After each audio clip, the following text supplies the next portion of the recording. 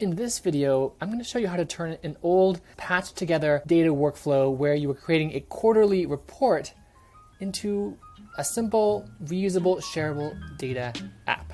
This is where we want to end up, with an email sent to me and then eventually my colleagues with 3 attachments, each different aggregations of the same report: store type aggregation, department level aggregation, and a store aggregation. Previously, the process was super complex. We needed to upload a CSV, then extract the month and year from that CSV. We might have to then go and open a separate database app to open Postgres, and then join all these data sets in code or in some complicated Excel formula, then calculate the sales per square feet, and then run 3 separate aggregations. Finally, to send the data via email where it needed to go.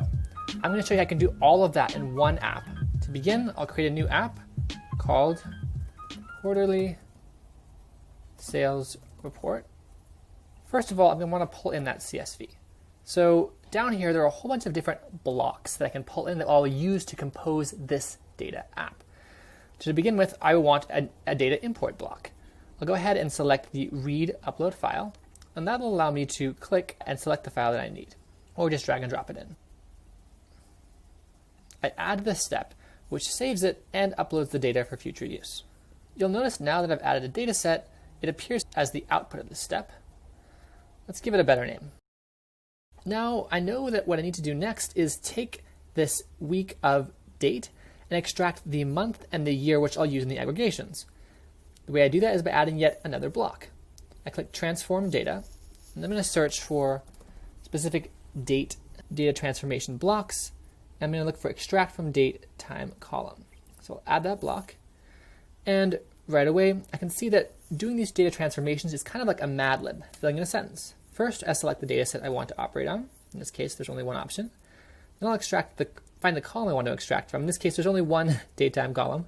And then I will figure out what I want to extract from that. In this case, I want to pull out the year, but I also want to pull out the month name, such as April or January. And I don't need the original column, so I'll just drop it. I'll add this step, and immediately it will intake this data and apply this data transformation to it. And I can see the output down here. This is a pretty big data set.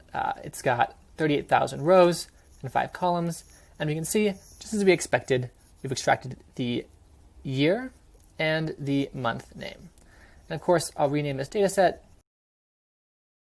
Next up, I need data from a separate source, specifically from a Postgres database. Now, this would usually require going to a different app, but we can do it all in one single data app. I click Import Data. Let me go ahead and read from Postgres. And behind the scenes, I've added a connection to Postgres that I can use in all my data apps. So I'll go ahead and use that. I've named it SampleDB, and I'm going to write my SQL query here.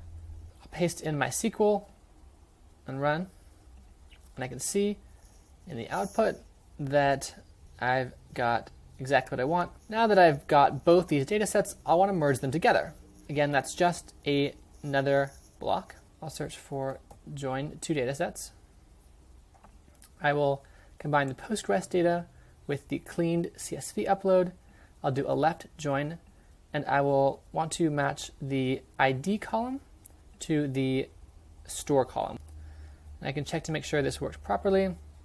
Sure enough, I've got 38,000 rows by 8 columns. So now that I've joined these 2 data sets, I'm going to want to apply a transformation. Specifically, I want to calculate what are the sales per square foot for each store. So to do that, again, I add another transform data block. I'm going to look at divide one column by another.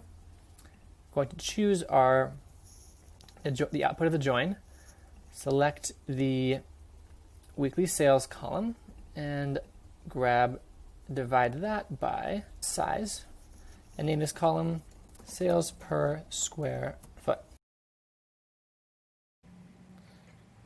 Looks good, we've got our sales per square foot. Now that I've prepped the data the way I wanted, I want to produce those 3 final outputs, which are all different kinds of aggregations. Let's try the first aggregation by store. I'll go ahead and click Transform Data, look for an aggregation transform, there we go. Select the data set, which in this case is just going to be columns divided output. I want to group by store, by the year, and by the month name. And I want to pull the sum of all of the weekly sales And I'd like to also know the mean sales per square foot. So we'll add this step. Checking the output, we will see that we now have both the sum of the weekly sales and the average sales per square foot. Now I'm going to do this exact same process, but this time I'm going to aggregate by the department. So I'm going to search for the department, and I'll go ahead and add that step. Again, I will do this exact same step again, but this time aggregating by store type.